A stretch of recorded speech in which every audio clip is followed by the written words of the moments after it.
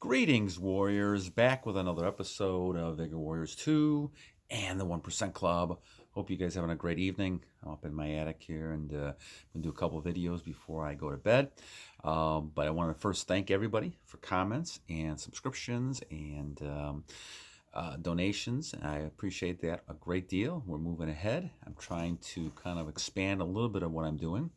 I have a couple of videos coming out. I think we'll try to do this weekend on Tupac and the masculine frame of Tupac, and also look at one of the old movie persons that I used to like in John Wayne, and kind of look at the masculine type of energy that person had as well.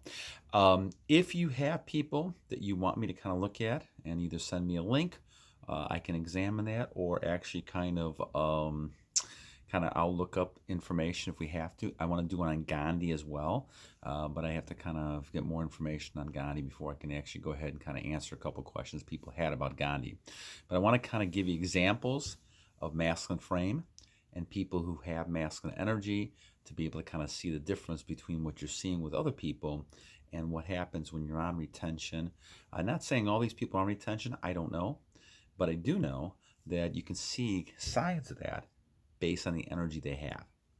All right, so one comment that was great, two comments actually, and I want to shout out to Pump 20. Thank you for the comments you're making. We talked a little bit about wealth, and I want to and he had a couple good points and questions. So let me kind of clarify this a little bit as we talk about this, because the title of this one is, Can a Rich Man Go into the Kingdom of Heaven? And so the question's a good one, because as Pump 20 is talking about, that, being wealthy or coming in a family of wealth, having a lot of money is not always a good thing. It leads to a lot of sin. It leads a lot of greed. It leads a lot of being sloth, not being lazy. All of these kind of things can happen with a person who has a lot of money. So let's kind of examine that a little bit in terms of what the Bible says and my viewpoints and retention and a lot of things that we're talking about within this. So the question is, can a rich person go to heaven? All right, so now the Bible talks about the fact that, and there's a story talking about a rich person comes to him and says, well, Jesus, what can I do to go to heaven? And basically the idea was, Jesus says, give up all your possessions. You've done everything else. Give up your possessions and come follow me. The person did not want to do that because they had a lot of great possessions. And so Jesus said something like, you have to be like a needle to get a rich man into heaven, right? I think it was a needle in the camel, something like that. So the idea was, it's very difficult. It's very difficult to get a rich person through to heaven. Now, why is that? Well, let's talk about that a little bit. So when you have a lot of wealth, and we've been talking about wealth and creating wealth and prosperity, but I say all that in the terms of looking at wealth and money in the right perspective. Remember, the Bible says that the love of money is the problem, not money itself. And I think we talked about that in the previous video, but the love of money is where the problem is. When people have a certain attitude because they have money, whether they've inherited it or they've been given to it or whatever it might be, or they've won it in some ways, it is not greatly appreciated. And when you don't appreciate the money you've made, or you have not had to work for it, it's easy to kind of put other types of perceptions around that. And this is where I think Pump 20 brings up some excellent points. When a person does not appreciate money as a tool, and they believe it identifies them, then it's more easy for them to commit a lot of the sins associated with money and being in love with money. Okay? And so they're going to get the fancy cars, they're going to get the fancy houses, and they're going to draw people to them. Now, they could be very superficial people, but they're going to get those people to them. And so as they're doing this, now they're creating a world of very superficial types of things. That does not create the long-term happiness we're talking about and success. That happens from conquering within. And so when you're looking at making money and you're achieving things, buying for things and paying for a maid and paying for someone to do the house, all this type of stuff, you're not really accomplishing that yourself. And so you realize that. And so down deep, your whole confidence level takes a hit, even though you may not seem that way. And those people who are, rich, some of them are very arrogant. Some of them think that they're better than other people. And a lot of that is a camouflage for really a large insecurity, because they know they haven't earned that money, especially if they have it from a family and it's been passed down to them. They know that they haven't done their part, and so there's a lot of insecurity, but it may come out as arrogance. It may come out as a negative type of thing. And so people who do that tend to have a lot of poor behaviors. They could be very lazy because they don't really want to work. They feel like they don't have to. They have all their parents' money, or maybe they've inherited money, or maybe they've won a lottery or something like that. And this is why we say people with lottery tend to lose a lot of their money. Many of them do, and they go broke because they're not used to having that type of money. The other thing is that people who to do this, a lot of the people who really are wealthy and successful give a lot of money to other people, especially as a sincere type of thing. And that type of thing indicates that person really looks at money as a tool.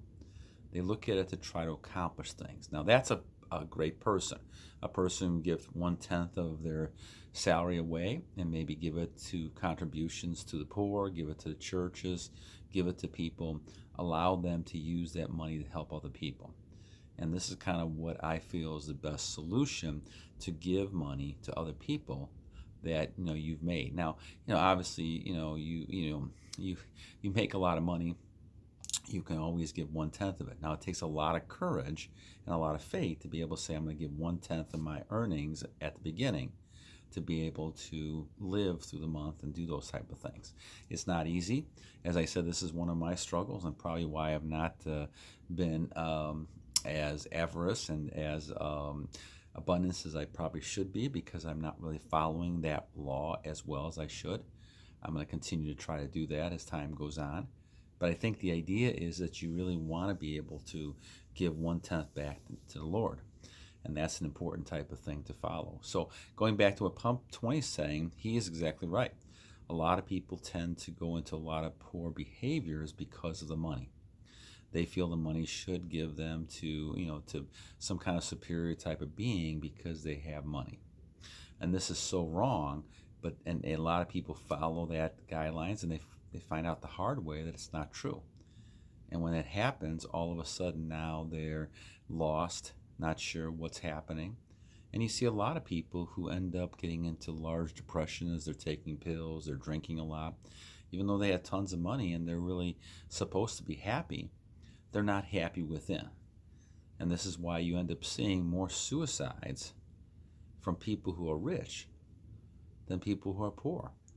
Because if people are poor, they're continually striving, and if they're not at what they're going to, they're not going to go ahead and kill themselves necessarily.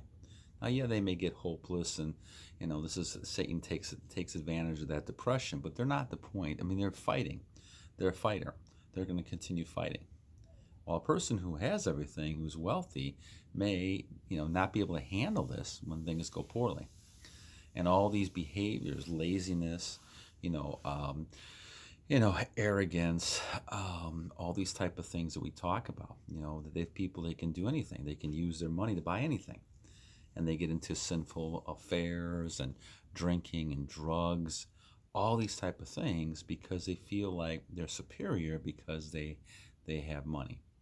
And this is the danger when it becomes the love of money. This is exactly what happened with the Roman Empire as well. Another one of the things, the problems with, which is why Jesus said, when they asked him, they tried to trick him, and they're talking about money. He says, he brought a coin out and says, whose coin is this? And they said, Caesar's. And he said, give to Caesar what is Caesar's, and everything else becomes God. And so you don't need the money, but what he's talking about is not the fact that you don't need money at all. You certainly need money to be able to buy things and use it, but you use it as a tool. You don't use it as your identity. Your identity is not your money. What your identity is the goals, the ideas, the things you have within you. And that gets us back to the goal idea of retention. We're talking really about retention because really what you're talking about, guys, even this type of subject, is the idea that as you retain, you're becoming your whole self. I noticed this when I wasn't retaining, that, money, fear, depression, all these things became so much different to me, in a previous life, I call it, previous time when I was relapsing.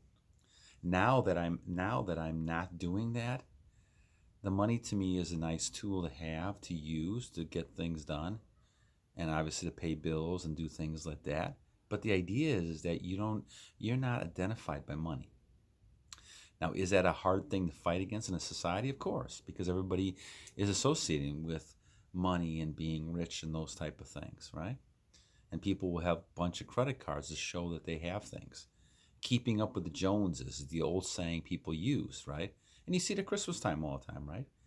Go down the blocks of some of the areas around the country, and you'll see one house that has lots of Christmas lights, and then the next house has a lot of Christmas lights, and it's almost like they're competing with each other, and they do. And so they all are, and you have to ask yourself the question, all these people running around like chickens without a head, what are they really trying to prove? Now, I could say that at 60 because I went through all that myself. What are you really trying to prove? But again, it's the ego. And the ego is part of the problem when it comes to money. People feel like they get defined by the amount of money they have. And this is something that's hard in society, but you have to develop your inner self. And you don't need money for that. That takes a lot of work to be able to say to yourself, I'm not defined by money. I'm defined more about my internal journey and value. And that journey gets stronger and stronger with retention. And you'll find yourself needing less and less things.